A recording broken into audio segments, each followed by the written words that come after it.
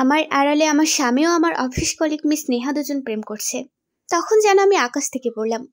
বুঝতে পেরেছিলাম আমার স্বামী তাজ আমাকে অনেক বড় একটা ধোঁকা দিয়েছে। আমার স্বামী অন্য এক নারীর বুকে মাথা রাখছে, হেসে হেসে কথা বলছে, নানান অঙ্গভঙ্গিতে ছবি তুলছে। এইগুলো দেখে আমার বুক কেমন মোচড় দিয়ে উঠল।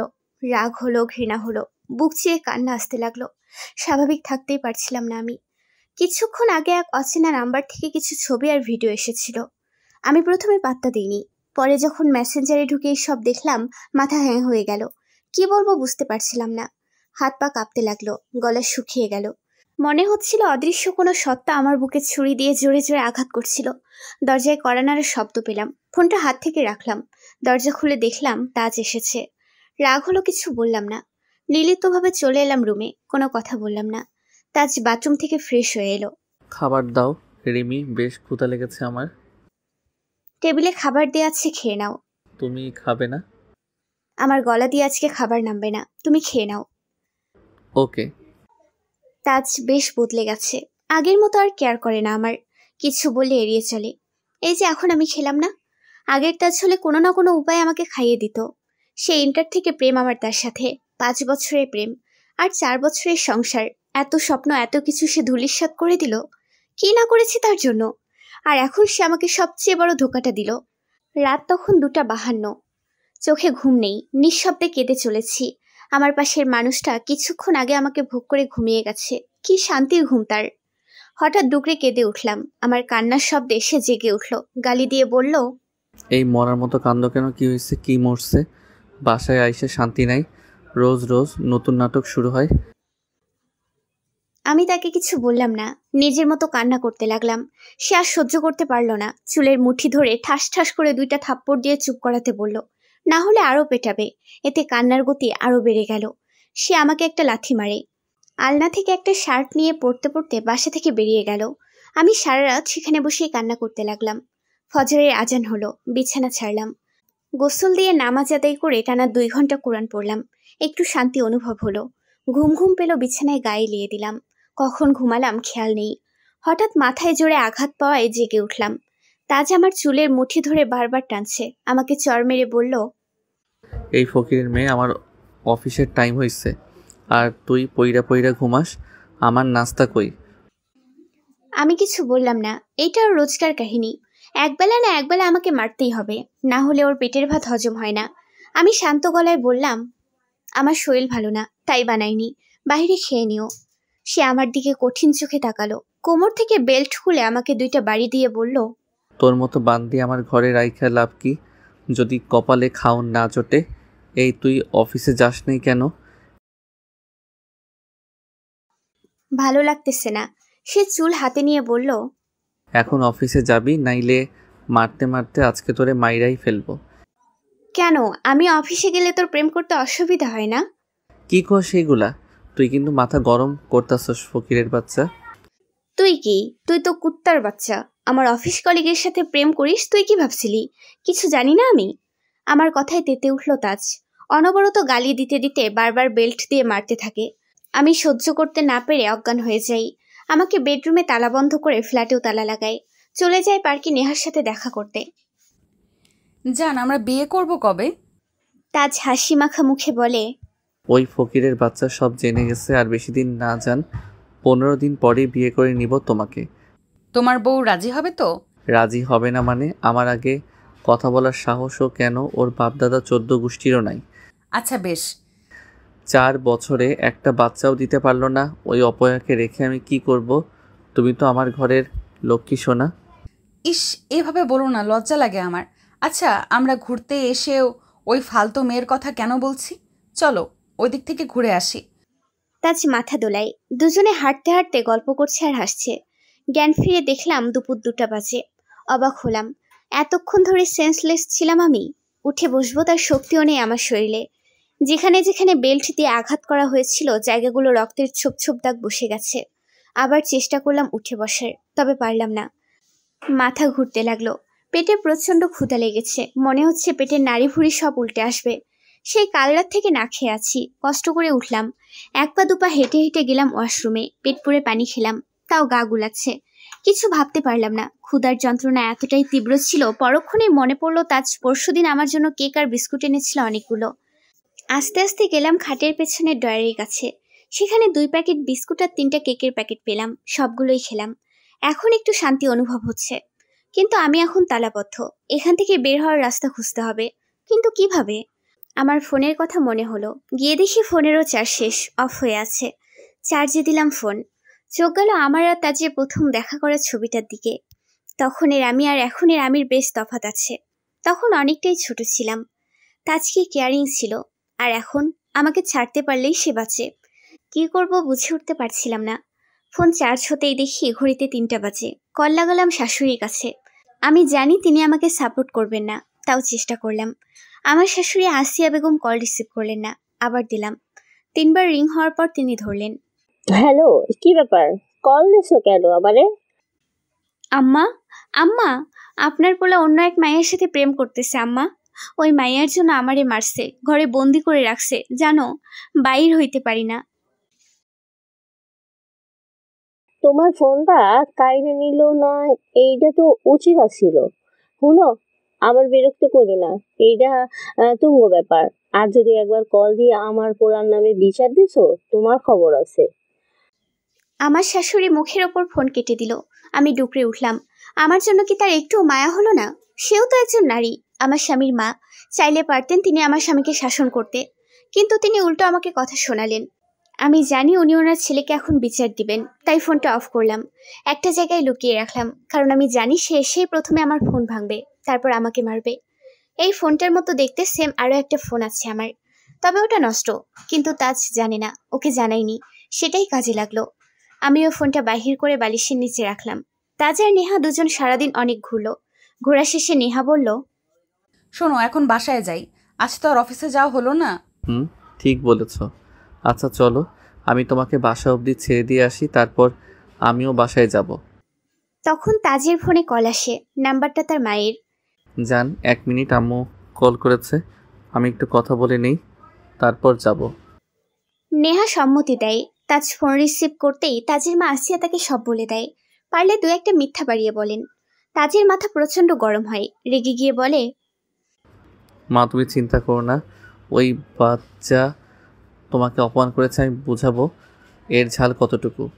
বাপ, যা ইচ্ছা কর, ওই মাইয়া যাতে আমার আর অপমান না করতে পারে। মা তুমি চিন্তা করিও না, আমি এখন যাচ্ছি। আমার নতুন বৌমা কি এখন তোর সাথে? আম্মু, নেহা আমার সাথে। দে একটু কথা কই। তাজ ফোনটা নেহাকে দিল। নেহা বিরক্ত হলেও বেশ হাসি মুখে কথা বলে। নেহা কথা বলার শেষে ওরা দুজনেই যার যার ঘরের দিকে রওনা দেয়। প্রায় 5টা নাগাদ তাজ এলো। এসে রুমের লক খুলল। রাগি চোখে হাতে করে নিয়ে এলো তার প্যান্টের বেল্ট। এসে ফোনের কথা জিজ্ঞেস করলো। আমি ফোন দিতেই ফোনটা মেঝেতে ছুঁড়ে মারলো। ইচ্ছা মতো আছাড় দিল ফোনটাকে, যতক্ষণ না ভেঙে চুরমার না হয়ে গেল। আমি ভয় পেলাম, না জানি এরপর আমার মাইর চলবে। সে সরাসরি আমাকে মারলো না, আমার হাত পা জোর করে বাঁধলো। তারপর মুখে কাপড় ঢুকিয়ে টেপ মেরে দিল। শুরু হলো তার মায়ের ইচ্ছা মতো লাথি, কিল, ঘুষি, বেল্টের বাড়ি সব দিতে লাগলো। সাথে গালি তো ফ্রি। মারতে মারতে আবার অজ্ঞান করলো আমাকে। চলে গেল রান্নাঘরে। খুন্তিটা পুড়িয়ে আনলো আমার কাছে। যেই হাতের তালুতে খুন্তি পড়ে লাগলো, যন্ত্রণা আমার জ্ঞান চলে এলো। আবার চললো অমানবিক অত্যাচার। সহ্য করতে পারলাম না, চোখ দিয়ে পানি পড়ছে। সে রুম থেকে বেরিয়ে গেল। কল দিল নেহাকে। প্রায় রাত 12টা অবধি কথা বলল নেহার সাথে। তারপর খাবার নিয়ে রুমে এলো। আমার মুখের বাঁধন খুলে দিল। আমি খেতে না চাইলে জোর করে মারতে মারতে খাইয়ে দিল। প্রয়োজনে ব্যবহার করলো আমাকে, যেন আমি তার ভোগের বস্তু। ভোগ করে চলে গেল আবার প্রেমিকার সাথে প্রেম আলাপ করতে। রুমে বা তালাবদ্ধ করলো না, দরজা ভিড়িয়ে দিয়ে গেল। রাত 2টা, একটু চোখ লেগে এসেছিল, ঘুমিয়ে গিয়েছিলাম। ঘুম থেকে উঠে দেখি রাত 2টা, তার মানে তাজ এখন গভীর ঘুমে। আমি সুযোগ বুঝে হাঁচড়াতে হাঁচড়াতে শরীরটাকে টানতে টানতে নিয়ে গেলাম বেডের একদম কর্নারে। সেখানে একটা ভাঙা কাঁচের টুকরো আছে, সেইটা নিলাম মুখ দিয়ে, নিয়ে ফেলে দিলাম মেঝেতে। অনেক কষ্টের পরে হাতে পেলাম। ছিঁড়তে লাগলাম রশি, হাত কাটলো, পাত্তা দিলাম না। রশি কাটতে প্রায় 15 মিনিট লেগেছিল। রশি কাটার পর সব বাঁধন খুললাম। ভাগ্য ভালো ছিল, তখন বুদ্ধি করে খাটের পাশে সেই কাঁচের টুকরোটা রেখে দিয়েছিলাম। আমি চুপি চুপি গেলাম তাজির রুমে। গিয়ে ওর মুখে স্প্রে করে আগে ওকে অজ্ঞান করলাম। গভীর ঘুমে তলিয়ে গেছে। ওর ফোনটা হাতে নিলাম। দেখি নেহার সাথে তার কিছু গোপন কথা ও ছবি। বমি এলো আমার। একটা লোক কি করে এতটা নিকৃষ্ট হয়? সেখানে দাঁড়িয়ে আমি তার ব্যাংক অ্যাকাউন্ট থেকে 5 লাখ টাকা আমার ব্যাংক অ্যাকাউন্টে ট্রান্সফার করলাম। এই টাকাগুলো আমার কষ্টের ইনকামের টাকা, যা আমি দিন দিন কষ্ট করে না খেয়ে জমিয়েছি। আর এই জানোয়ার আমার টাকাগুলো তার প্রেমিকার ওপর ওড়ায়। যাই হোক, আবার এলাম আমাদের রুমে।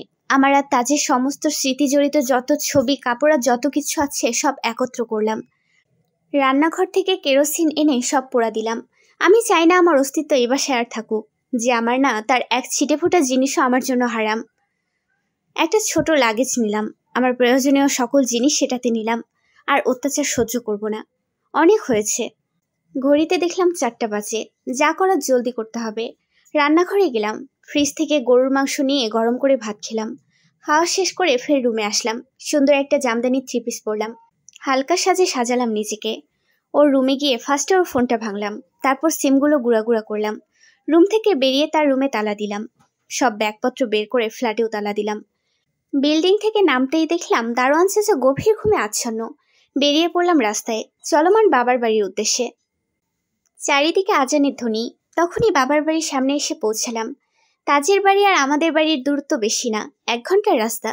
বারবার বেল চাপায় আম্মু আর আমার ছোট বোন মিনি এসে দরজা খুলল। বাবা ভেতরে সোফায় বসলো। সবাই অবাক দৃষ্টিতে তাকিয়ে আছে আমার দিকে। আব্বুকে জড়িয়ে ধরে কান্না করে দিলাম। কান্না করতে করতে চোখ মুখ ফুলে গেল। আব্বু বিচলিত হলো। আমার বড় ভাই রিহান আর রিফাত দুজনেই বারবার বলতে লাগলো, কি হয়েছে? কান্নার জন্য জবাব দিতে পারছি না। রিনি বোন আমার, বল আমাদের কি হয়েছে? এভাবে কান্না করছিস কেন? ভাইয়া, আমার সব শেষ হয়ে গেছে।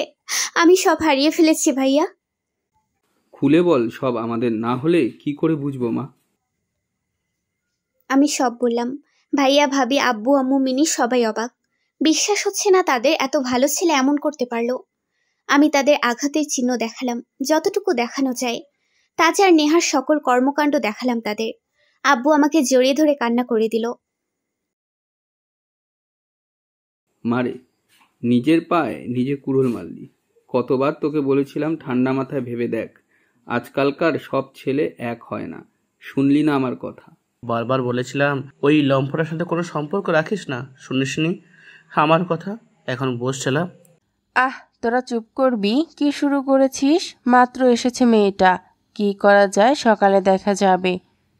আপু, তুই গিয়ে ঘুমা, এইসব নিয়ে সকালে আলোচনা করা যাবে। আম্মু, ওকে নিয়ে যাও, ওর ঘুম প্রয়োজন। আমি আমার রুমে আসি। মাথাটা ঝিম ধরে আছে। বাথরুমে গিয়ে কাপড় চেঞ্জ করলাম।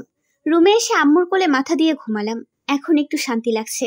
আম্মু বলতে লাগলো, শোন আম্মু, দুনিয়া উল্টে গেলেও তোর এই বুড়ো মা বাবা তোর সাথে আছে, কিছু হতে দিবে না তোর। এইসব নিয়ে টেনশন করিস না, একটু ঘুমা, দেখবি ভালো লাগবে। তাজের আরামের ঘুম ভাঙলো সকাল 10টায়। শরীর মোচড় দিয়ে উঠলো। ঘড়ির দিকে তাকিয়ে দেখলো 10টা বাজে। তার বিশ্বাসই হচ্ছে না সে এত ঘুমিয়েছে আজকে। কালও অফিস যায়নি, আজকেও যেতে পারলো না।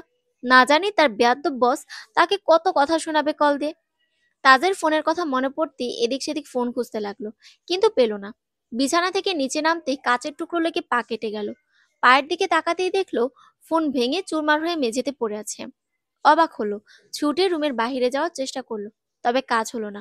সর্বশক্তি দিয়ে চেষ্টা করার পরেও দরজা খুললো না। মাথায় হাত দিয়ে মেঝেতে বসে পড়লো। জোরে জোরে গালি দিয়ে রিনিকে ডাকতে লাগলো। কোনো সারা শব্দ না পেয়ে ভয় পেল তাজ। রুমে পানি নেই, গলা শুকিয়ে কাঠ হয়ে গেছে তার। কি করবে, কি করে বের হবে এখান থেকে? নেহা বারবার ফোন দিতে লাগলো তাজকে। ফোন একদম অফ। কি হচ্ছে সে কিছুই বুঝতে পারছে না। এই তাজের বাচ্চা তাজ তার বউয়ের সাথে সব ঠিকঠাক করে নেয়নি তো? না না, কালকেও তো সারা রাত কথা বললাম। এমনও তো হতে পারে আজকে সকালে বউয়ের সাথে সবকিছু ঠিকঠাক করে নিয়েছে। নেহাকে বিড়বিড় করতে দেখে ওর মা মিসেস নাইমা বলল, কি রে, নিজে নিজে কি বকছিস এত? কিছু না আম্মু, ব্রেকফাস্ট দাও, ক্ষুধা লেগেছে। নেহার মা কিছু বললেন না। নিজের মেয়ের স্বভাব সম্পর্কে সব জানেন তিনি, কিন্তু ডাক দেওয়ার সুযোগ নেই। একবার নেহা তার বাপকে বিচার দিলে নাইমা বেগমকে তিনি জায়গায় গলা কেটে হত্যা করবে। তার 3 সন্তান থাকলেও তাদের শাসন করার অধিকার তার নেই। নেহার প্রচন্ড রাগ হলো, ফোন একটা আছাড় মারলো আর বিড়বিড় করে বলল, মিস্টার তাজ, তুমি আমায় ছেড়ে কোথায় পালাবে? সব রাস্তা বন্ধ তোমার। তুমি এখন আমার দাবার গুটি যেভাবে চালাবো সেইভাবেই চলবে। ফোন অফ করে রেখেছো তার মানে এই না যে তুমি আমার থেকে পার পেয়ে যাবে মিস্টার তাজ। আমার ঘুম থেকে উঠতে উঠতে 11টা বাজলো। উঠেই দেখি পাশে আমার বেস্ট ফ্রেন্ড নীলা বসে আছে। বেশ অনেকদিন পর দেখা আমাদের। নীলার সাথে টুকটাক কিছু কথা বলে ফ্রেশ হয়ে নাস্তা খেতে গেলাম। নাস্তা খেয়ে এসে আবারও ওর সাথে কথা বলতে শুরু করলাম। রুম ছেড়ে বেলকনিতে গেলাম। ওকে সবকিছু খুলে বললাম। ও শুনলো, অবাকও হলো। একটা মানুষ কি করে এত কিছু করলো? তোকে দিনের পর দিন এভাবে ঠকিয়ে গেল, আর তুই বুঝতেও পারলি না। আমি বোকা ছিলাম যে বুঝতে পারিনি তাকে। আমি অন্ধের মতো বিশ্বাস করতাম নীলা। তুই ওকে ডিভোর্স দে, নিজের জীবন নতুন করে গুছিয়ে নে। করব। তবে কিছু কাজ বাকি আছে। যে আমার জীবনটাকে তছনছ বানিয়ে দিল তার বদলা তো আমি নিবই। আচ্ছা শোন, তুই আমার একটা কাজ করে দিতে পারবি? সব করব। এবার চল, তোকে ডাক্তার দেখাতে হবে। কি হাল করেছিস নিজে, দেখ একবার। আমি কিছু করিনি, তার অত্যাচারে এমন হয়ে গেছি। শুনতে পেলাম বাবা মা আমাকে ডাকছে। গেলাম ড্রয়িং রুমে।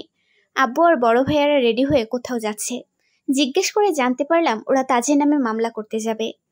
ওদের মানা করলাম, যা করে আমি করব, ওদের কিছু করতে হবে না। আমি যেটা বলবো সেটা ফলো করতে। আমি আমার বদলা নিতে চাই। আব্বু আর রিফাত ভাই রাজি হচ্ছিল না। পরে অনেক কষ্টে ওদের রাজি করলাম। তাজ এখনো বের হতে পারেনি রুম থেকে। কি করে বের হবে? না আছে ফোন, আর না কাউকে ডাকতে পারছে। মাথার রাগে ফেটে যাচ্ছে। যত অকথ্য ভাষায় গালিগালাজ করছে। দারোয়ানকে ডাক দিবে তারও উপায় নেই। তার এই রুমের জানালাটা ঠিক বিল্ডিংয়ের পেছনে, তাই হাজারটা ডাকলেও শুনবে না। তাজ হঠাৎ পাশের জানালায় আওয়াজ পেল, মেয়ালি আওয়াজ। তাকাতেই দেখলো আমিন ভাইয়ের বউ পিওলি দাঁড়িয়ে কার সাথে যেন কথা বলছে। সে ডাক দিল, পিউ ভাবি। আরে তাজ ভাই, কেমন আছেন? 3 দিন ধরে তো ভাবিকে দেখতেই পাচ্ছি না। বাপের বাড়ি গেল নাকি? ভাবি সব কথা পরে হবে, আপনার ফোনটা একটু দেন না, আপনার ভাবিকে কল করব। আপনার ভাবি, ফোন পানিতে পড়ে গিয়েছে, খুলছে না, ভীষণ দরকার, একটু দিন না। পিউ ফোনটা তাজকে দেয়। পিউর বেলকনি আর তাজের বেলকনির দূরত্ব একদম কম। হাত বাড়ালেই পিউর বেলকনি ধরা যায়। তাই তাজের আর বেগ পেতে হলো না। তাজ ফোন দিল নেহাকে। একবার রিং হতেই ধরে নিল। হ্যালো হ্যালো নেহা, আমি তাজ বলছি। এই ছাগলের ঘরের ছাগল, সারাদিন কই ছিলি তুই? তোর ফোন কই? ফোন ধরস নাই কেন? কয়বার কল দিছি? জান পরে বকো, তুমি আগে আমার ফ্ল্যাটে আসো। আর হ্যাঁ, চাবি নিয়ে এসো ফ্ল্যাটের। কেন, তোর বউয়ের কি হয়েছে? মরছে? না না, তুমি আসো, সব বলতেছি আমি তোমাকে। তুমি না আসলে আমি মরে যাব। শয়তান, এত সহজে মরে না, তুইও মরবি না। আইতেছি আমি, রাখ। তাজ বুকে প্রাণ ফিরে পায়। পিউর ফোন পিউকে ফেরত দেয়। পিউ কিছু জিজ্ঞেস করতে যাবে তার আগেই তাজ রুমে ঢুকে পড়ে আর মনে মনে বলে, কি ভেবেছিলে তুই আমাকে বন্দি করে যাবি? আর আমি এইভাবেই থেকে যাব বোকা মেয়ে? আমার জান পাখি আসছে আমাকে ছাড়াতে, তারপর দেখাবো তোরে মজা। এই বলে হাসতে থাকে। অন্যদিকে নেহা বেশ বিরক্ত হয়। কত সুন্দর তার বসের সাথে একটু পার্সোনাল টাইম স্পেন্ড করছিল, আর এই তাজের বাচ্চা তার কল দিয়ে সব ভুন্ডুল করে দিল। নেহা বের হয় তাজের বাসার উদ্দেশ্যে। সাথে তাজের কথা মতো ওর বাসার চাবিটাও নিয়ে নেয়। কে জানে কোন মরা লেগেছে। এত টাকার কি আছে ভাই? নিজে এসে দেখা করে গেলেই তো হয়। এত ঢং করার কি আছে? সন্ধ্যা 7টা বাজে। একটু আগেই নীলার সাথে ডক্টর চেম্বার থেকে এলাম। ভাইয়ারা আর আব্বু কাজ থেকে ফিরেছে মাত্র। ভাবি আর আম্মু নাস্তা বানাচ্ছে। ছোট ভাবি তার 3 মাসের ছেলের কান্না থামাতেই ব্যস্ত। আর আমি টিভি দেখছিলাম। সাথে ভাবছিলাম তাজের আর নেহার কি করা যায়। একটু পর বড় ভাবি এসে নাস্তা দিয়ে গেল। নাস্তা খাচ্ছি আর টিভিতে কার্টুন দেখছি। হঠাৎ কলিং বেল বেজে উঠলো। আমি গিয়ে দরজা খুলেই অবাক। আমার সামনে তাজ দাঁড়িয়ে আছে, বড় বড় চোখ করে আমার দিকে তাকিয়ে আছে। কিছু বলবো তার আগে গালে একটা থাপ্পড় বসিয়ে দিল। বান্তির বাচ্চা, তোর কত বড় সাহস আমারে বন্দি কইরা তুই পালাই আইসস? বাপের বাড়ি মারতে মারতে তোরে নিয়া যামু আইসকা। চেঁচামেচিতে সবাই বসার ঘরে এলো। তাজ আমাকে আবার মারতে যাবে তার আগে ওর হাত ধরে ওর গোনাঙ্গ বরাবর লাথি মারলাম। ব্যথায় কাতরে উঠল। আরও একটা লাথি দিয়ে দরজা থেকে বাহিরে ঠেলে দিলাম। ভাইয়ারাও রাগ আর কন্ট্রোল করতে পারল না, ওর ওপর ঝাঁপিয়ে পড়ল। তোর যদি আমার বাড়ি বা আমার বোনের আশেপাশে আর কোনোদিন দেখেছি, তোর কলিজাটাই না ছেড়মু। আর 2 দিন পর তুই ডিভোর্স লেটার পাইয়া যাবি। কুলাঙ্গার, তোরে ভালো মনে করেছিলাম। আমার মেয়ের কথায় তোর সাথে বিয়ে দিছি, আর তুই এই অবস্থা করলি। আব্বু, এই কুত্তার মতো লাথি মাইরা বাহিরে ফালাইয়া আইতেছি, দাঁড়াও। ভাইয়া তাজকে ঘর থেকে বের করে দেয় ঘাড় ধাক্কা দিয়ে। তাজ অপমানিত হয়ে চলে যায়। সবকিছু এত দ্রুত হলেও মাথার ওপর দিয়ে গেল সব। তাজ তার ফ্ল্যাটে ফিরে। রিনির ভাইরা তাকে খুব মেরেছে, হাত পা সব ব্যথা করছে, একটু ঘুমের দরকার। তারপর ভাববে কি করা যায়। রান্নাঘরে যেতেই দেখে নেহা রান্নাঘরে রান্না করছে। পরনে নতুন একটা শাড়ি, ঠোঁটের কোণে মিষ্টি একটা হাসি।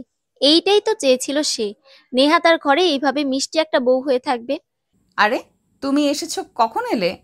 এই তো। আর তোমার এত কিছু করার কি দরকার ছিল বলো তো? তোমার জন্য এইটুকু কষ্ট কিছুই না। ফ্রেশ হয়ে আসো, খেয়ে নেবে। নেহার কথা মতো তাজ গিয়ে ফ্রেশ হয়ে আসে। দুজনে একসাথে টেবিলে বসে খাবার খায়। নেহা নিজ হাতে তাজকে খাইয়ে দেয়। তাজ ভালো করে দেখে নেহা পুরো ঘর খুব সুন্দর করে ক্লিন করেছে। তাজ দেখে নেহা তখন থেকে কিছু বলতে চাইছে, তবে পারছে না। কিছু বলবে? চলো আমরা কালকেই বিয়ে করে ফেলি। করবো জান, তবে রিনির সাথে আগে ডিভোর্সটা হয়ে নিক, সেদিনই তোমাকে আমি বিয়ে করব। কবে হবে ডিভোর্স? আর 2 দিন সময় দাও। আমি একটা জিনিস চাবো, দিবা? তোমার জন্য তো আমি আমার জান দিয়ে দিতে পারি। কি চাই বলো? এই ফ্ল্যাটটা আমার বেশ পছন্দ হয়েছে, এইটা তুমি আমার নামে দিয়ে দিবে জান, প্লিজ। আচ্ছা ঠিক আছে, এইটা তোমাকে বাসর ঘরে উপহার হিসেবে দিব। প্রমিস। আর হ্যাঁ, দেনমোহর 20 লাখ টাকা দিবা। এত টাকা? আরে বাবা, ভয় পাও কেন? আমি ছেড়ে যাব না, প্যারা নাই, ওকে? আচ্ছা তুমি যেমনটা বলো। এই তো আমার জান, কত ভালো। এরপর 2 দিন কেটে যায়। আব্বু আর ভাইয়া ডিভোর্সের সব ব্যবস্থা করে ফেলে। আমি অনেকবার বুঝিয়েছি আর কিছুদিন যাক, তবে তারা নারাজ। নীলাও আমাকে বুঝাতে থাকলো, আব্বু আর ভাইয়ারা আমার জন্য যা করবে ভালোর জন্যই করবে। আমিও মেনে নিলাম সত্যটা, যা হবার হবে, পরে দেখা যাবে। আব্বু দুপুরের দিকে একটা খাম এনে আমার হাতে দিল। খামটা খুলে দেখি ডিভোর্স লেটার। বুক কাঁপলো, কান্না আসলো। কান্না করলাম না। এইভাবে আমাদের 9 বছরের সম্পর্কটা শেষ হয়ে যাবে? এক প্রকার জেদ ঘৃণা নিয়ে সাইন করে দিলাম। আবার খামে ভরে আব্বুকে দিয়ে এলাম।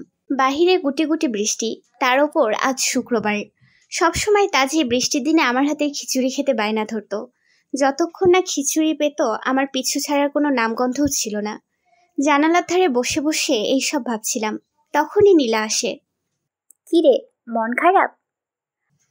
না তো, কিছু বলবি? আমি কি শুধু প্রয়োজনেই তোর কাছে আসি বল? না, তা হবে কেন? তাজ ভাইয়ের কথা ভাবছিস? না ভাবলেও আমার ভাবনাগুলোতে সে বিরাজমান, এমনি চলে আসে ভাবনায়। বুঝলাম। ফিউচারে কি করার প্ল্যান আছে তোর? আর ফিউচার? যাকে নিয়ে এত স্বপ্ন এত কিছু, সেই তো নেই। ফিউচার দিয়ে কি করব? এইসব বাদ দে, একা বাঁচতে শেখ। আর শোন, আমি আমার অফিসের বসের সাথে তোর কাজের জন্য কথা বলেছি। তোকে রবিবার মিট করতে যেতে বলেছে। এইগুলোর কি দরকার ছিল? আমরা মেয়ে রিনি, আমরা বোঝা। কতদিন তোর ভাইয়ের উপরে খাবি? একদিন না একদিন ঠিকই বিরক্ত হবে। তার চেয়ে ভালো নিজের উপার্জনে দিন এনে দিন খাওয়া। সত্যি বোঝা, ভালোবাসার মানুষটার কাছেও বোঝা। কান্না এলো নীলার সামনে, আর ধরে রাখতে পারলাম না। আমার কান্না দেখে নীলার চোখেও পানি চলে এলো। আচ্ছা, পুরুষ মানুষ এত নির্দয় কেন, এত পাষাণ কেন? আমার 9 বছরের ভালোবাসা নেহা 2 বছরের প্রেমের কাছে হেরে গেল, খুব বাজেভাবে হেরে গেল। তাজ আর নেহা সোফার ড্রয়িং রুমে বসে টিভি দেখছিল। তাজ সে কখন থেকে নেহাকে বলছে খিচুড়ি বানিয়ে দিতে। নেহার এক জেদ, সে নখে নেলপালিশ দিয়েছে, রান্না করলে সব নষ্ট হয়ে যাবে, সে কিছুতেই পারবে না। অগত্যা তাজে বাধ্য হয়ে যেতে হলো। এই হলো তার এক বাজে নেশা। গত 4 বছর যতবার বৃষ্টি পড়েছে ততবার রিনি তাকে সুন্দর করে খিচুড়ি রান্না করেছে, কখনো তার আবদার ফেলে দেয়নি, আর নেহার ডিরেক্ট মুখের উপর না করে দিয়েছে। তাজের কিছুটা মন খারাপ হলো, তাও ভাবলো ভালোবাসি যাকে তার জন্য তো এইটুকু কষ্ট করতেই পারি। রান্না করতে করতে হঠাৎ কলিং বেল বেজে ওঠায় কিছুটা বিরক্ত হয় তাজ। দরজা খুলেই দেখে তার নামে পার্সেল এসেছে। সেটা হাতে নিয়ে দরজা অফ করে সোফায় এসে বসলো। খামটা খুলে দেখে একটা সাদা কাগজ, একটা ছোট্ট চিরকুট আর 2টো নূপুর। তাজ অবাক হয়, এগুলো সে বিয়ের পরের দিন রিনিকে গিফট করেছিল। এখনো বেশ নতুন আছে। নেহা নুপুরগুলো খপ করে তাজের হাত থেকে কেড়ে নেয়। আরে বাহ, এই নুপুরগুলো কি আমার জন্য এনেছো? না মানে আসলে হ্যাঁ, তো তোমার এইগুলো? তাজ চিরকুটটা লুকিয়ে বড় কাগজটা খুলে ডিভোর্স পেপার দেখে সে খুশি হয়। সবচেয়ে বেশি খুশি হয় নেহা। বেবি, জলদি এই পেপারে সাইন করে দাও। কালকেই আমরা বিয়ে করব, কেমন? বেবি, কালকে না আজ করব। চলো কাজী অফিস। দাঁড়াও, লাল শাড়ি পরে আসি। নেহা লাল শাড়ি পরেতে যায়। এইদিকে তাজের নাকে পোড়া পোড়া গন্ধ আসে, তার মানে খিচুড়ি শেষ হয়ে গেল। খিচুড়ি খাওয়া। অন্যদিকে নেহা শাড়ি পরেছে আর বিড়বিড় করে বলছে, তাদের সব কিছু এখন ধীরে ধীরে আমার হবে। এই সকল সম্পত্তির একমাত্র মালিক আমি। তারপর তাজকে ডিভোর্স দিয়ে আমার আকাশ সোনাকে বিয়ে করে দেশ ছেড়ে চলে যাব। কেউ টের অবধি পাবে না। আমি আর নীলা সন্ধ্যায় বের হয়েছিলাম আমার মাইন্ড ফ্রেশ করতে। আমার মন ভালো ছিল না দেখে বের হয়েছিলাম। দুজনে কথা বলতে বলতে বিল্ডিংয়ের নিচের ফ্লোরে পার্কিং লটের সামনে দাঁড়ালাম। নীলা তার গাড়ি বের করবে, তারপর একটু লং ড্রাইভে বের হব। অনেকদিন যাওয়া হয় না। আমি গেটের সামনে এসে দাঁড়ালাম। দুজন আন্টি গেল, কেমন করে যেন তাকিয়েছিল, পাত্তা দিলাম না। হয়তো কানাঘুষা করছে আমার নামে। তারপর দেখলাম আমাদের পাশের ফ্ল্যাটের লুনা আন্টি আমার দিকে এগিয়ে আসছে। এসে বলল, আরে মা, শুনলাম তোমার আর তোমার বরের নাকি ডিভোর্স হয়ে যাবে, সত্যি নাকি? আন্টি, খাঁটি সত্য কথা। আমি বলি কি মা, একটু মানিয়ে নিতে, সব ঠিক হয়ে যেত। পুরুষ মানুষ একটু রাগী হয়, তাই বলে কি ছেড়ে দিবে? আসলে কি জানেন আন্টি, সংসারটা না আপনি না আমি করেছি। নিশ্চয় আপনার থেকে আমি ভালো জানি সে কেমন। সো আপনার জ্ঞান আমার লাগবে না, আসতে পারেন। আজকালকার বাচ্চাদের দেখি ভালো করাই যায় না বাপু। একটা সংসার করতে পারে না, আবার মুখ চালায় কেচির মতো। আন্টি, আপনি চাইলে সেলাই মেশিনের মতো চালাবো, যেন আপনার মুখটা সেলাই করে দিতে পারি। আমার না আপনার জ্ঞানের কোনো প্রয়োজন নেই। আর কি বলেন, ভালো, তারও কোনো প্রয়োজন নেই। আপনি আসতে পারেন। লুনা আন্টি মুখ ভেঙচি কেটে বিড়বিড় করতে করতে চলে গেল। এর মধ্যেই নীলা গাড়ি নিয়ে আসে। উঠে পড়ি, পাড়ি দিলাম অচেনা গন্তব্যের উদ্দেশ্যে। তাজ আর নেহা এলো কাজী অফিসে বিয়ে করতে। সাথে এলো তাজের দুই বন্ধু মাহিন আর ফারাবি। নেহার পরনে লাল সিল্কের শাড়ি আর তাজ একটা সাদা নতুন পাঞ্জাবি পরেছে। একটু পরে কাজী সাহেব এসে নেহা আর তাজের বিয়েটা করিয়ে দিয়ে যায়। সাক্ষী থাকে মাহিন আর ফারাবি। চারদিকে এখনো বৃষ্টি হচ্ছে, থমথমে পরিবেশ। একটু পরপর শস্য বাতাসের শব্দ কানে আসছে। রাস্তা পুরো ফাঁকা। এই ঠান্ডা আবহাওয়ায় সবাই যার যার ঘরে কাঠামুড়ি দিয়ে ঘুমাচ্ছে। কেউ বা এই ওয়েদারটাকে এনজয় করছে। নেহা বায়না ধরে সে রেস্টুরেন্টে গিয়ে গরম গরম কাচ্চি খাবে। তাজও বউয়ের আবদার মানতে কাছের একটা রেস্টুরেন্টে যায়। নেহা কাচ্চি আর তাজ খিচুড়ি খায়। খাওয়া দাওয়া শেষে দুজনেই বাড়ির উদ্দেশ্যে রওনা দেয়। বাড়িতে আসতে আসতে প্রায় 12টা বাজে। তাজ ভীষণ খুশি, অবশেষে আজ সে নেহাকে তার করে পেল। আজকে সারা রাত নেহার সাথে গল্প করবে, নিজেদের সময় দেবে, আরো কত কি। নেহা, আজকে সারা রাত আমরা গল্প করব, একে অপরকে ভালোবাসবো, পার্সোনাল টাইম স্পেন্ড করব। এত কিছুর পর তোমাকে আজকে নিজের করে পেলাম বউ। এত কাহিনী বাদ দাও তো, আমি ঘুমাবো, অনেক ক্লান্ত আমি। কিন্তু আজ আমাদের বাসর রাত বেবি, ইউ নো, আজকে স্পেশাল একটা দিন আমাদের জন্য। এত স্পেশাল দিয়ে কি করব? শরীর ভালো লাগছে না। রাত জাগার ইচ্ছে হলে তুমি একাই জাগো। আচ্ছা বেশ, ঘুমাও। ওকে। তখনই নেহার ফোনে কল আসে। নেহা সেটা রিসিভ করে বারান্দায় যায়, গিয়ে দরজা আটকে দেয়। Hello baby. কি করছো জান? আর বলো না, ওই গাধাকে বিয়ে করে এলাম, ঘুমাবো, অনেক ক্লান্ত আমি জান। তুমি ওরে বিয়ে করলে কেন? আমার কি হবে? ওরে পাগল, ওরে রাস্তার ফকির বানিয়ে ছেড়ে দেব, তারপর তুমি আমি মজা করব। আমার বেবিটার মাথায় কত বুদ্ধি। আচ্ছা বেবি, তুমি ঘুমাও, সকাল সকাল অফিসে আসবে, তোমাকে দেখতে ইচ্ছে করতেছে। ওকে, বাই সোনা।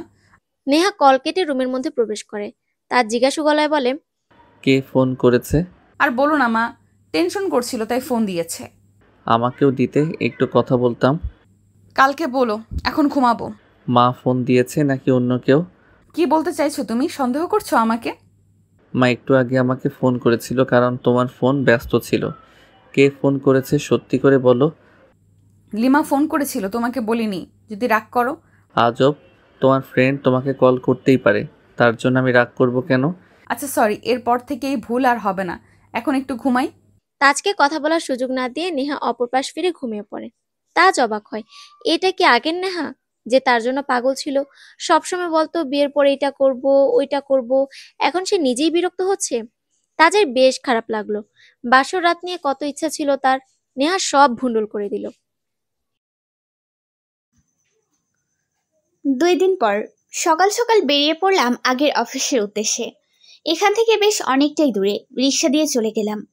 অফিসে যাওয়ার কারণ হলো রিজাইন লেটার দিব, এই চাকরি আর করব না। নেহাকে দেখলে বারবার কষ্ট পাবো, এর চেয়ে ভালো ছেড়ে দেই। বেশ কিছুক্ষণ পর অফিসে আসলাম, ভাড়া মিটিয়ে চলে গেলাম 4 তলায়।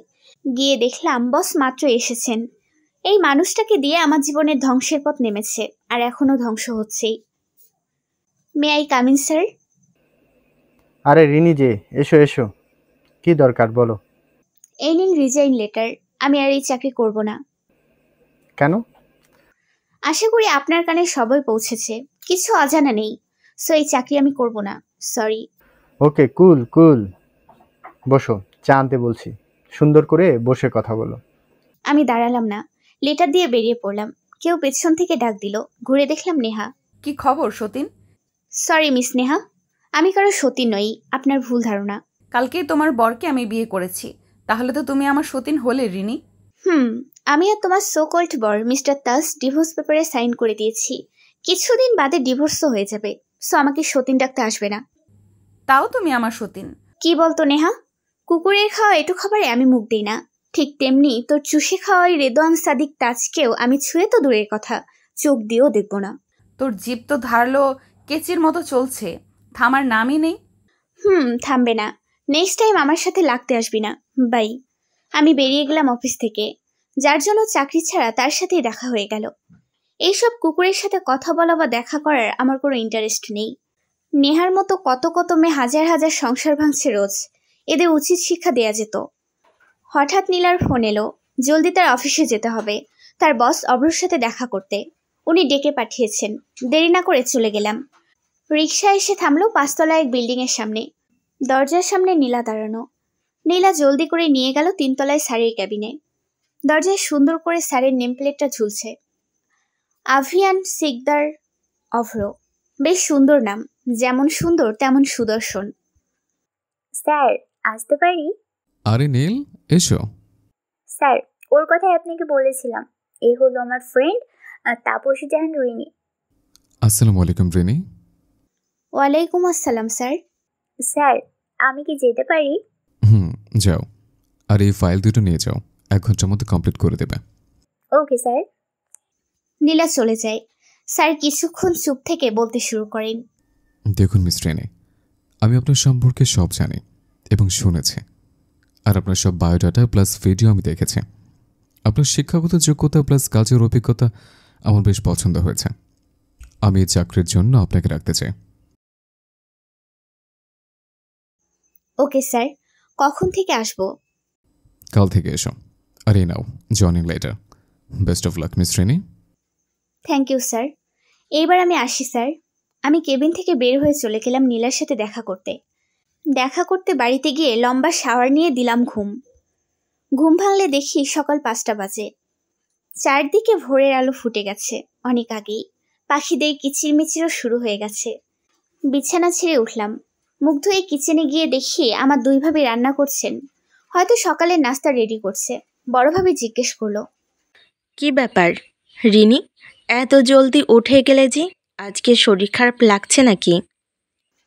ছোট ভাবি ভেঙচি কেটে বলল, ওর আর খারাপ লাগা, বর নেই, ভাইয়ের উপর খাচ্ছে, চিন্তা আছে কিছু?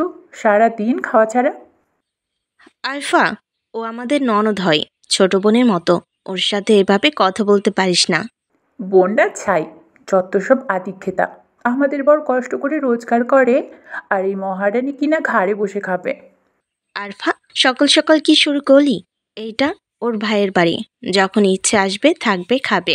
আমরা এই বাড়ির বউ, এই বাড়িতে আরো 2 জন মুরব্বী আছেন, ওরা বুঝবে, তুই বলার কে? আমার বরের উপর বসে বসে খাবে, আমি কিছু বলবো না। আরও এখনও আছে, বিয়ে হওয়ার কোনো নামই নেই। হঠাৎ মাথা ধরে গেল, রাগ উঠল তুঙ্গে, আর সহ্য করতে পারলাম না। তোমার সমস্যা কি ভাবি? এমন তো না আমি বসে বসে খাবো। কালকে রাতে সকলকে বলে দিয়েছি আমার চাকরি হয়েছে, বাসা ভাড়া নিয়ে চলে যাব। বড় ভাবি আর আম্মু আব্বু জোরাজুরি করেছে, তাই থেকে গেছি, না হলে আমার কোনো ইচ্ছে নেই। বাদ দে না রিনি, ও ছোট মানুষ, কি বলতে কি বলে ফেলেছে। মেজ ভাবি নিশ্চয়ই ফিডার খায় না, যে কথা বলার সেন্সটুকুও তার থাকবে না। আর আমার বোনের বিয়ে নিয়ে তোমাদের সমস্যা তো, বেশ, ওর বিয়ে আমি দিব না, থাকবে আমার কাছে, খাবে আমার কাছে। তোমার সংসারটা তো টেকাতে পারলে না, পরে ওর সংসারও খাবে নাকি? অপয়া, বাচ্চা তো হলোই না এখনো একটা। বাবা, এই বাড়িতে আসলাম 2 দিনও হলো না, আর নিজের জায়গাটা দেখিয়ে দিলে তো ভাবি। কান খুলে শুনে রাখো, তোমার প্রত্যেকটা কথার জবাব আমি দেব।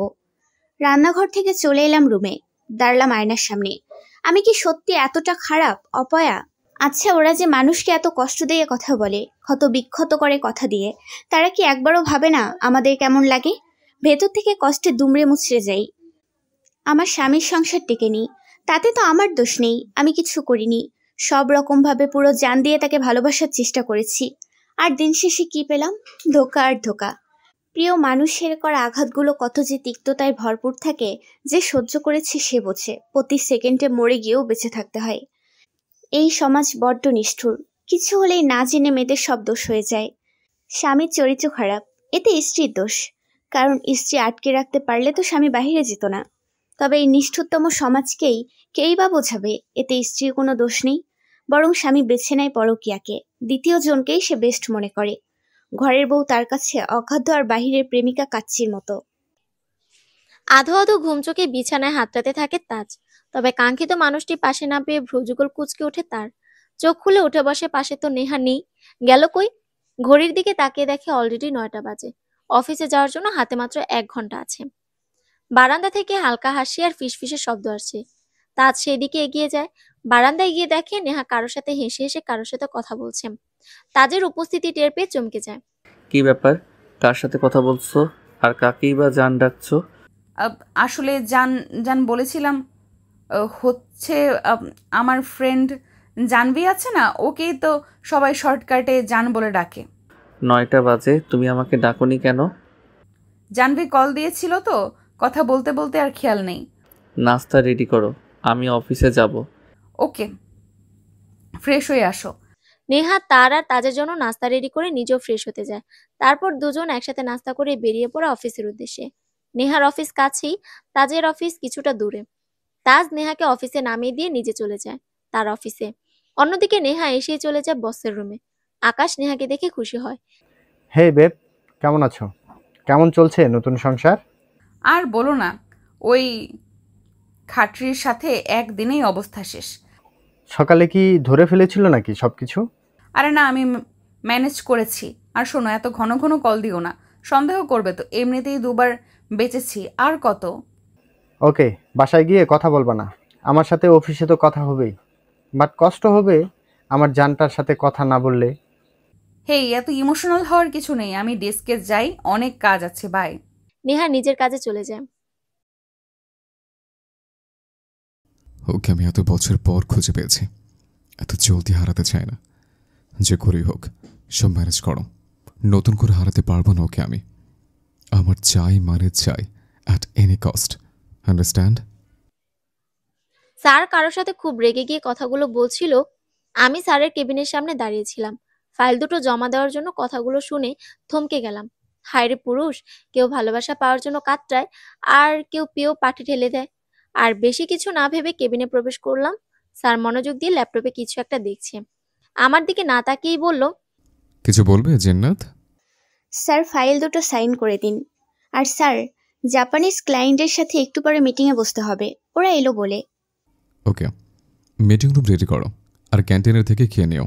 দেখে মনে হচ্ছে কিছুই খাওনি। কিন্তু স্যার, আমার এত কথা পছন্দ না, যা বলেছি তাই করো, যাও।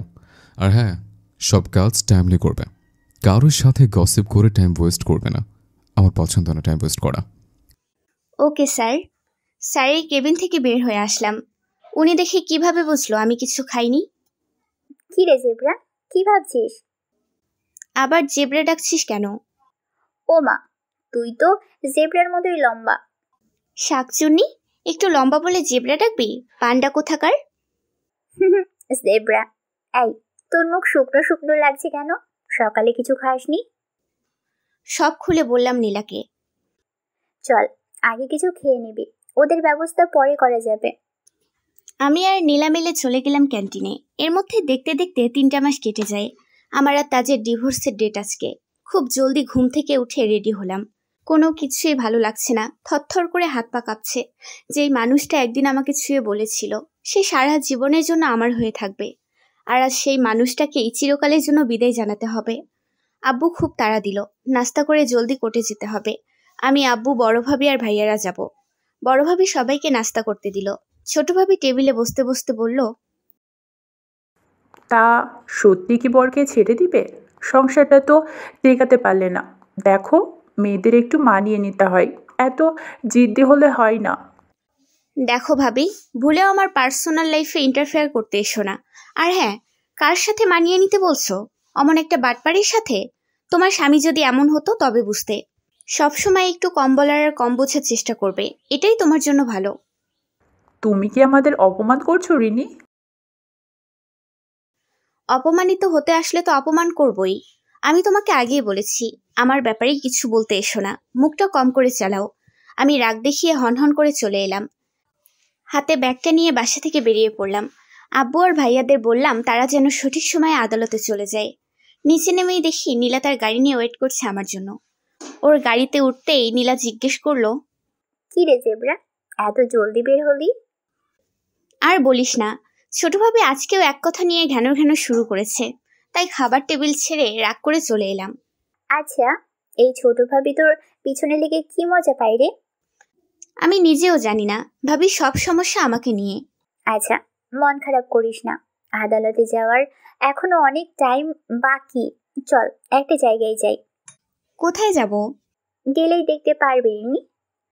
ওকে, চলেন ম্যাম। আমি আর নীলা টুকটাক কথা বলতে বলতে চলে এলাম একটা সুন্দর টি স্টলের সামনে। দোকানের ডান পাশে অজস্র ফুলের দোকান, আর বাঁ পাশে কিছু গাড়ি আর কয়েকটা বইয়ের দোকান, সাথে 2-1টা কসমেটিক্সের দোকানও আছে। আমি আর নীলা ভেতরে গিয়ে বসলাম। বাচ্চা একটা ছেলে এসে চায়ের অর্ডার নিয়ে গেল। দোকানটা বেশ ছিমছাম, এত গ্যাঞ্জাম নেই। একটু পর ছেলেটা চা দিয়ে গেল। আমি আর নীলা মিলে গল্প করছি আর চা খাচ্ছি। দোকানটা বেশ নিরিবিলি, শান্তিপূর্ণ একটা পরিবেশ। হ্যাঁ রে নীলা, এই দোকানের খোঁজ কই পেলি? আরে, সেদিন মাহিমের সঙ্গে ঘুরতে বের হয়েছিলাম, ও নিয়ে এসেছিল। দেখেছিস আমার দুলাভাই কত রোমান্টিক? রোমান্টিক না ছাই। আচ্ছা চল, এখান থেকে আদালতে বেশ অনেকটাই দূরে, এখন না গেলে টাইমলি যেতে পারবো না। ওকে চল। আমি আর নীলা বেরিয়ে পড়লাম। বেরিয়ে দেখি আজকের আকাশটা অনেক মেঘলা, একটু পর হয়তো ঝুমঝুমে বৃষ্টি পড়বে। নেহা, আমার ব্রেকফাস্ট জলদি রেডি করে দাও, আদালতে যেতে হবে তো। নেহা বেশ রেগে যায়, দাঁতের সাথে খিচিয়ে বলে, তোমার হাত নেই, তুমি বানাতে পারো না। সারাদিন শুধু খাই খাই, দেখেছো কত মোটা হয়ে গেছো? একটু স্বাস্থ্য কমাও। আচ্ছা কমাবো। বলছিলাম তুমি কি যাবে? গেলে রেডি হয়ে নাও। ওখানে কি তোমাদের রং তামাশা দেখতে যাব? আমার কাজ নেই আর। কি হয়েছো বউ, এইভাবে কথা বলছো কেন আজ? তোমার ওই মেয়ের সাথে দেখা হবে এই ভেবে কষ্ট লাগছে জান। ইসরে, আমার বউ এত কষ্ট পেতে হবে না। শোনো বউ, ওর থেকে সারা জীবনের জন্য মুক্তি পেতে যাচ্ছি। এরপর থেকে আমি তোমার, শুধুই তোমার। ওর দিকে কিন্তু ভুলেও তাকাবে না। না, তাকাবো না। রেডি হও তো, চলো আমার সাথে। আসার সময় রেস্টুরেন্ট থেকে খাবার খেয়ে আসবো। চলো এখন। ওকে, 5 মিনিট ওয়েট করো, আমি শাড়িটা চেঞ্জ করে আসতেছি। নেহা শাড়ি চেঞ্জ করতে বাথরুমে যায়। তাজ নেহার কাণ্ড দেখে হাসতে থাকে। সত্যি তার বউ তাকে কত ভালোবাসে, তাই তো এত পাগলামি করে। এই শোনো না, আমার হয়ে গেছে, চলো এখন বেরিয়ে পড়ি। চলো, নাস্তা বাইরে খাবো আজকে। নেহা আর তাজ একসাথে বেরিয়ে পড়ে। তাজ নেহার দিকে মুগ্ধ নয়নে তাকিয়ে থাকে আর ভাবতে থাকে তার এই পিচ্চি পরীর সাথে সারা জীবন কাটাতে হবে। মেয়েটা কত মায়াবী, একদম সহজ সরল সিধে সাদা। অন্যদিকে নেহা ভাবতে থাকে, যত ওরা আর উড়ে নাও চান্দু, আর মাত্র কিছুদিন, তারপর তোমার সকল সহায় সম্পত্তির মালিক আমি। এরপর তোমাকে দিয়ে আমার আর কোনো কাজ নেই, নোংরা কাগজের মতো তোমাকেও ছুঁড়ে ফেলে দিব। সকাল 11টা বাজে। জজ সাহেব সহ সকলে উপস্থিত হয়।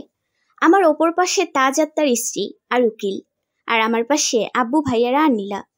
জজ সাহেব অনেক প্রশ্ন জিজ্ঞেস করেন, আমি আর তাজ সবকিছুর উত্তর দেই। বাদবাকি কিছু নিয়ম থাকে, সেগুলো করার পর উনি একটা কাগজ দিলেন, সেটাই সাইন করলাম। এখন থেকে আর এই মুহূর্ত থেকে তাজ আমার কেউ না, আমার জন্য সম্পূর্ণরূপে হারাম। কেন জানি কান্না চলে এলো। বাহিরে এসে নীলাকে জড়িয়ে ধরে কান্না করে দিলাম। নিজেকে একটু সামলে উঠতে সামনে এলো নেহা। কান্না ফুলে মাথায় রাগ আর জেদ চেপে বসলো। কি মিস রিনি, বাঁচাতে পারলে না তো এত স্বাদের সংসার? কি বলো তো মিসেস তাজ, আমার সংসারে না একটা শকুনের নজর পড়েছিল, তাই এত সাজানো সংসার ভেঙে গেল। তুমি আমাকে... নো মিসেস তাজ, আপনাকে কেন বলবো? আপনি তো কোনো শকুন নন, আপনি ডিরেক্ট একটা ডাইনি, যে মানুষের এঁটো বাসি পচা খাবার খেতে পছন্দ করে। তাজও কিন্তু তেমনি। তাকে তো আমি ইউজ করে ফেলেছি, আর আপনি সেকেন্ড হ্যান্ড মাল নিয়ে পড়ে আছেন। So sad miss Neha. Neha মুখ গোমরা করে চলে গেল। আমি হাসলাম। শত্রুপক্ষকে এভাবেই জবাব দিতে হয়, না হলে মাথায় উঠে যায়। আমি আর নীলা একটা পার্কে এলাম। এই টাইমে তেমন ভিড় থাকে না, বিকেলে বেশি ভিড় হয়। আমি আর নীলা একটা বেঞ্চে বসলাম, অনেকক্ষণ গল্প করলাম, বাদাম খেলাম, ঘুরলাম। অনেকদিন পর মনটা একটু শান্ত হলো। দুপুর 3টার দিকে এসেই একটা লম্বা ঘুম দিলাম। আমি আমার নতুন জীবনে বেশ সুখে আর সুন্দরভাবে আছি। তাজের সাথে সব শেষ হওয়ার পরে যেন আমি আমার লাইফের আসল মানে খুঁজে পেলাম। এখন আমি আমার মতো, ডাক দেওয়ার কেউ নেই, ভুল হলে ঘরবন্দি করে অত্যাচার করারও কেউ নেই। নিজের মতো করে নিজের লাইফটা এনজয় করি, বাধা দেওয়ার আর কেউ নেই। সেদিন আদালত থেকে ফেরার পর ছোট ভাবির সাথে তুমুল ঝগড়া বাঁধে, আমিও আর নেই তাদের মাঝে। তারপর দিন বাসা ছেড়ে দিলাম। ওই বাসায় আর ফিরবো না, যেখানে আমার সম্মান নেই। তবে এই সব কিছু খারাপের মাঝে অনেক ভালো কিছু হয়েছে। তাজ আমার কাবিনের পাওনা টাকা সব দিয়ে দিয়েছে। আমার নামে সে যে ফ্ল্যাট কিনেছিল তাও নিয়ে নিয়েছি। প্রায় অনেক কিছুই কেড়ে নিয়েছি। এইবার যেন আমার শান্তি। যে আমার ভালো চায় না তার ধ্বংস হোক। আজ শুক্রবার, অফিস সব বন্ধ। আমি আর নীলা খাওয়া দাওয়া করে আমার বাড়ির পাশের ছোট্ট বাগানটায় এসে বসলাম মনটা ফ্রেশ করার জন্য। এখানে আসলে মনটা হালকা হয়ে যায়। কি রে জেব্রা, তোর ভবিষ্যতের প্ল্যান কি? তোরে নিয়ে বাজারে কিডনি বিক্রি করে একটা হীরার নেকলেস কিনবো। শাকচুনি, ভালো কথা বলতে পারোস না? তোর সাথে আর ভালো কথা? How funny. মজা নেস, হাকিমপুরের বউ। তুই কি? তুই তো রানী এলিজাবেথের 10 নম্বর চাকরানি। তাও আমার একটা সম্মান আছে। এ, তোর আবার সম্মান মান আছে যে সম্মান থাকবে? রিনির বাচ্চা। হোপ মাইয়া, চুপ থাক। তখনই ফোন বেজে ওঠে। ফোন হাতে নিয়ে দেখিয়ে অভ্র স্যারের নাম্বার থেকে কল রিসিভ করতেই উপাস থেকে স্যার তাড়াহুড়ো করে বললেন, রেনি, তোমাকে আমি আমার বাড়ির অ্যাড্রেস পাঠাচ্ছি, জলদি এসো, আর নীলাকে নিয়ে এসো এক্ষুনি। আমাকে কথা বলার সুযোগ না দিয়ে স্যার কল কেটে দিল। একটু পর মেসেজ এলো ফোনে, স্যার অলরেডি অ্যাড্রেস পাঠিয়ে দিয়েছে। আমি নীলাকে বললাম, তারপর একসাথে বেরিয়ে পড়লাম। তাজ, তাজ তুমি কোথায়? এই নেহা, এভাবে চেঁচামেচি করছো কেন? এই তো আমি, বলো কি হয়েছে? চোখ অফ করো, আগে সারপ্রাইজ আছে। নেহা তাজের হাত নিয়ে তাজের হাতের তালুতে একটা প্রেগনেন্সি কিট ধরিয়ে দেয়। তার চোখ খুলে বেশ অবাক হয়। খুশি হওয়ার জায়গায় মুখটা চুপসে যায়। নেহা তার দিকে তাকিয়ে আছে। তাজ হালকা হাসি দিয়ে বলে, আমি অনেক খুশি জান। মিষ্টি আনতে যাই, সবাইকে তো দিতে হবে। আচ্ছা যাও যাও, জলদি এসো কিন্তু। তাজ কোনো রকম একটা টি শার্ট গায়ে দিয়ে বেরিয়ে পড়ে। এই দিনটার জন্যই তো এত অপেক্ষা তার। তাহলে খুশি হতে পারছে না কেন সে? কিছু তো একটা গড়বড় হয়েছে। না, একটা ডিএনএ টেস্ট করাতে হবে, শিওর হতে হবে এটা তারই বাচ্চা। না না তাজ, এসব কি ভাবছিস? নেহা শুধু আমার, ওই বাচ্চাটাও আমার। শুধুই ভুল বুঝছিস। একটা কাজ করি, গ্রামের বাড়ি থেকে ঘুরে আসি, মন ভালো থাকবে। এসব আজগুবি চিন্তা আর আসবে না। অন্যদিকে নেহা আকাশকে কল করে। হ্যালো আকাশ, আমি তো প্রেগনেন্সির কিটটা ওকে দেখিয়ে দিয়েছি। কি বলছে ও? ভীষণ খুশি, মিষ্টি আনতে গেছে বাহিরে। আরে বাহ, বাচ্চা আমাদের আর পালবে সে। আচ্ছা এখন রাখি, যে কোনো সময় চলে আসতে পারে। Okay bye. আকাশ কল কেটে দেয়। ভাবতে থাকে, তাজ, শুধু তোর বউকে একবার প্রেমের প্রপোজাল দিয়েছিলাম বলে কি মাইরটাই না মেরেছিলি। এখন তোকে ধীরে ধীরে ধ্বংস করব আমি, তখন বুঝবি এই আকাশ কি জিনিস। আমাদের বাসার থেকে খানিকটা দূরে স্যারের বাসা। নীলা স্যারের বাসার সামনে গাড়ি থামায়। গাড়ি সাইড করে আমরা হাঁটতে শুরু করি। সাদা আর গোল্ডেন কালারের কম্বিনেশনের একটি খুব সুন্দর 3তলা বাড়ি। বাড়িটা কিছুটা পুরনো, কিছুটা আধুনিক যুগের ছোঁয়া আছে। ডান পাশে বিশাল বাগান, আর বাঁ পাশে 2টা বড় বড় দোলনা। বসার খুব সুন্দর জায়গা, বেতের কাউচ রাখা। আমি আর নীলা বাড়ির ভিতরে প্রবেশ করি। বাইরে থেকে ভিতরটা যেন আরো বেশ জমকালো। আমাকে আর নীলাকে দেখেই একজন সার্ভেন্ট এগিয়ে আসে। মেয়েটা আমাদের বসার ঘরে নিয়ে যায়। 3 সেট সোফা, তার মধ্যে কিছু লোক বসা। আমার চোখ যায় অভ্র স্যারের দিকে। স্যার আমাদের বসতে বলে। আরে রিনি, নীলা, লজ্জা পেও না। আমি তোমাদের খুব বিশেষ কারণে ডেকে পাঠিয়েছি। জি স্যার, বলুন। বলছি, আগে পরিচয় হয়ে নাও। উনি আমার মা, মিসেস আফরোজা বেগম। উনি আমার আব্বু, মিস্টার তোফাজ্জল মাহরম।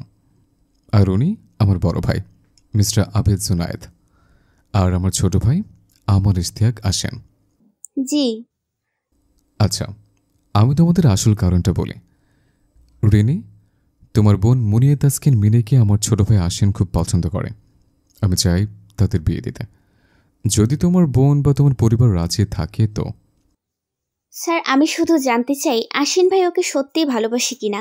আমি আমার বোনের নিরাপত্তা চাই। দেখো মা, তোমার সাথে যা হয়েছে ইতিমধ্যে আমরা সব জানি। অভ্র আমাদের সব বলেছে।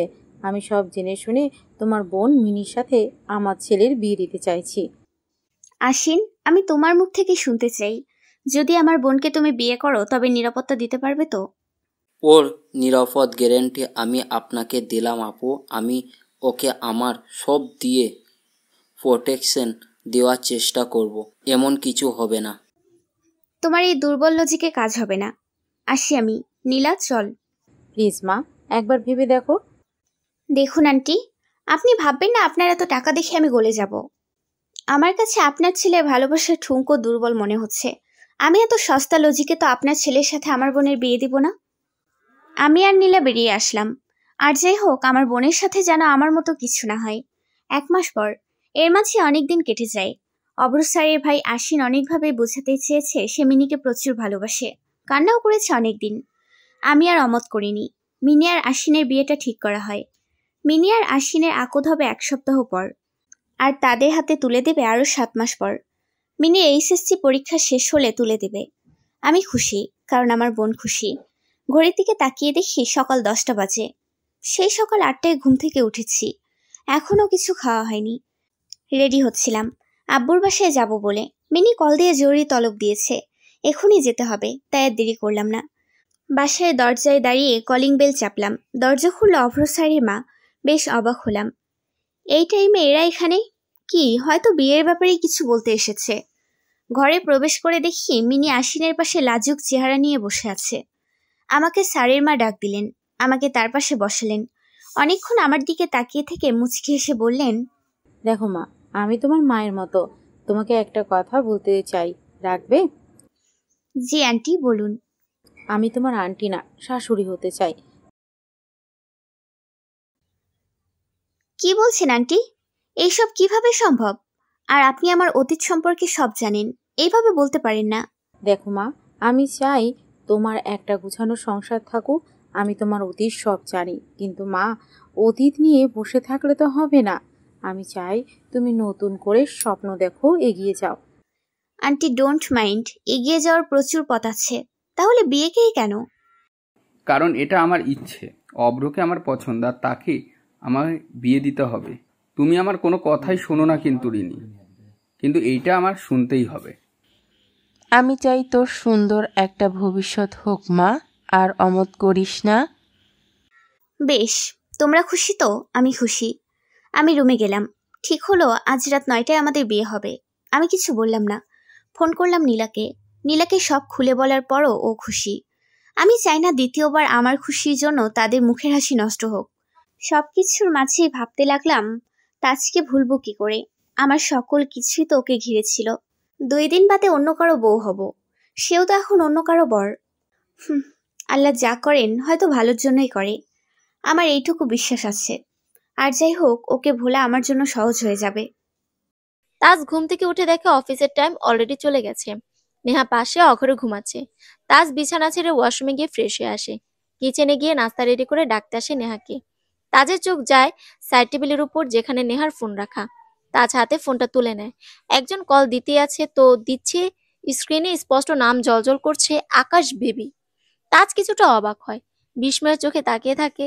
আলতো হাতে ফোন রিসিভ করে। হ্যালো নিহা বেবি, কি করো? কখন থেকে ফোন দিচ্ছি, তোমার কোনো খবরই নেই। ওই তাজ কিছু বলেছে নাকি? আমার বেবিটা কেমন আছে?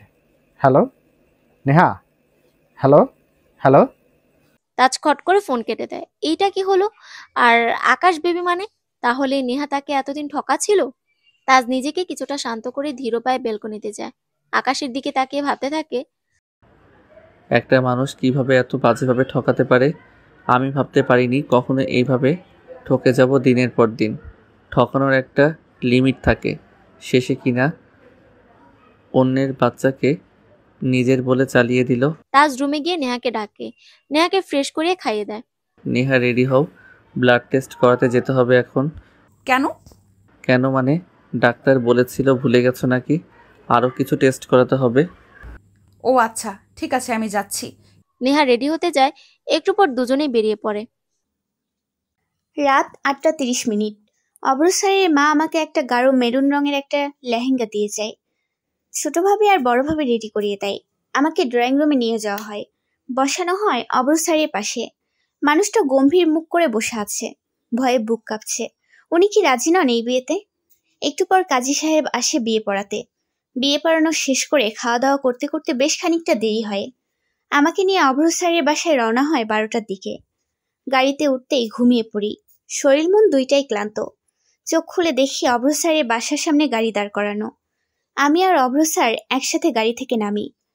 বাড়ির মেইন দরজার সামনে দাঁড়ানো আমার শাশুড়ি আর বড় যা। আরে মা, আসো আসো। আমাকে নিয়ে অব্র স্যারের রুমে বসায়। শাশুড়ি আম্মু আর বড়ভাবে আমাকে রেখে চলে যায়।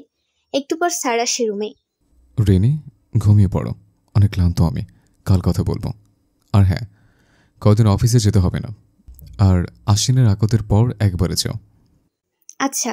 উনি কাপড় চেঞ্জ করে ঘুমিয়ে পড়ে। আমিও ভারী লেহেঙ্গা চেঞ্জ করে ফ্রেশ হয়ে আমিও ঘুমিয়ে পড়ি। নেহা, এই নেহা, কোথায় তুমি? জলদি বেরিয়ে আসো। নেহা রান্নাঘরে রান্না করছিল। তখনই তাজ এসে বারবার তাকে ডাকতে থাকে। নেহা তাড়া পায়ে হেঁটে আসে। কপালে ঘামে লেপটে থাকা চুলগুলো কানে নিচে গুজে দেয়। আঁচল দিয়ে মুখ মুছতে মুছতে বলে, কি হয়েছে, এভাবে চেঁচাচ্ছ কেন? তাজ নেহার গালে জোরে একটা চড় মারে। নেহা গিয়ে সোফায় পড়ে। তাজ রক্তচক্ষে নেহার দিকে তাকিয়ে আছে। কুত্তার বাচ্চা, সত্যি করে বল, আকাশের সাথে তোর কিসের সম্পর্ক? এত কি তোর ওর সাথে? তিনি আমার অফিসের বস। চুপ, একদম চুপ থাক। আমি সব জানি। তুই কি নিয়ে মনে করেছিলি অন্যের বাচ্চা আমার ঘাড়ে এনে ফেলবি? তুই মজা করে ঘুরে বেড়াবি আর আমি কিছুই জানবো না? কি বলতে চাও? তুই এখন বেরিয়ে যা আমার বাসা থেকে। Just shut up. এটা আমার বাসা মিস্টার তাজ, আপনার সমস্ত ব্যাংক ব্যালেন্স এখন আমার। ঠিক আছে, আমি চলে যাইতেছি। তুই মরে গেলেও আর তোর খবর নিব না। আরে যা যা, তুই হয়তো ভুলে গেছিলি, কাউকে ঠকালে নিজেকেও ঠকতে হয়। কেন করলে আমার সাথে এমন? আমি কোনো কথা শুনতে চাই না, এক্ষুনি বাসা থেকে বেরিয়ে যাও। চলে যাচ্ছি, তবে কখনো তোমাকে মাফ করব না কখনো। বেঈমান, ভালো থেকো। তাজ নিঃশব্দে বাসা ত্যাগ করে। সে জানে না সে কোথায় যাবে। তার হয়তো একটা ব্যবস্থা হয়ে যাবে, তাও যদি বহু কষ্টে হয়। আজ সে পৃথিবীর সবচেয়ে বড় অসুখী। যে মেয়েটা তাকে নিজে থেকেও বেশি ভালোবাসতো, তাকেই সে এত কষ্ট দিল, নিজের হাতেই সর্বনাশ করলো। সকালে ঘুম ঘুম চোখে তাকিয়ে দেখি 10টা বাজে। ধরফড়িয়ে বিছানা ছেড়ে উঠলাম। দেখি অভ্র আমার দিকে একটু অবাক চোখে তাকিয়ে আছে। কি হলো? এইভাবে ভূত দেখার মতো ধরফরে উঠলে কেন? আসলে সরি, খুব লেট করে উঠেছি। সমস্যা নেই, গিয়ে ফ্রেশ হয়ে খেয়ে নাও। একটু পর তোমাকে আমাদের কিছু আত্মীয় দেখতে আসবে। আমি মাথা নাড়িয়ে ফ্রেশ হতে চলে গেলাম। ফ্রেশ হয়ে নিচে নেমে নাস্তা খেলাম। একটু পরেই কিছু আন্টি আমাকে দেখতে এলো। খুব ভালো ব্যবহার ছিল তাদের। শাশুড়ি মাও খুব প্রশংসা করলেন আমার। ওরা যেতে যেতে দুপুর হলো। খাওয়া দাওয়া করে আবার ঘুমালাম। আম্মু আমাকে কোনো কাজ করতেই দিল না। সন্ধ্যায় ঘুম থেকে উঠলাম ওনার ডাকে। রেনি, চলো বেলকনিতে বসে কফি খাই। আজকে পূর্ণিমার চাঁদটা অনেক সুন্দর। আমি বাধ্য মেয়ের মতো ওনার পিছু পিছু গেলাম। বেলকনির এক সাইডে দাঁড়ালাম। উনি একটা কফির মগ আমার হাতে দিল আর বলল, তোমাকে কিছু কথা বলতে চাই রিনি, শুনবে এই কথাগুলো? আমি কখনো কাউকে বলতে পারিনি। বলুন। দেখো রিনি, তোমাকে আমি প্রথম দেখেছিলাম তোমার বিয়ের 1 মাস আগে। নীল একটা শিফনের শাড়ি পরে রিক্সায় একা কোথাও যাচ্ছিলে। সেদিন আমি প্রথম তোমার প্রেমে পড়ি। একদিন তোমার ইউনিভার্সিটিতে যাই, তখন তোমাকে দেখে দ্বিতীয়বারের মতো প্রেমে পড়ে যায়। এরপর খবর নিয়ে জানতে পারি তুমি অন্য কাউকে ভালোবাসো। অনেক হার্ড হয়েছিলাম। এর মাঝে হঠাৎ কলেজে আসা অফ করে দাও। আমি হন্য হয়ে খুঁজতে শুরু করি তোমাকে। তারপর জানতে পারি তোমার বিয়ে হয়ে গেছে। সেদিনের পর আমি একদম অসহায় হয়ে গিয়েছিলাম। না পারছিলাম কাউকে বলতে, আর না পারছিলাম সইতে। তারপর তোমাকে অফিসে নীলার ফ্রেন্ড হিসেবে দেখলাম। তোমার সবকিছু যখন নীলা খুলে বলে, তখন তোমাকে পাওয়ার ইচ্ছা তীব্র হলো। আর এখন তুমি আমার বাড়ির বউ। আপনি আমাকে সত্যি এত ভালোবাসেন? তবে কি জানেন, এইটাতেই আমার বড্ড ভয়। আমি সব ভয় দূর করে দিব, আমি আছি তো। উনি আমাকে বুকে আলিঙ্গন করে নিলেন। আজ নিজেকে ভাগ্যবতী বলে মনে হচ্ছে। সত্যি ভাগ্যবতী। সমাপ্ত।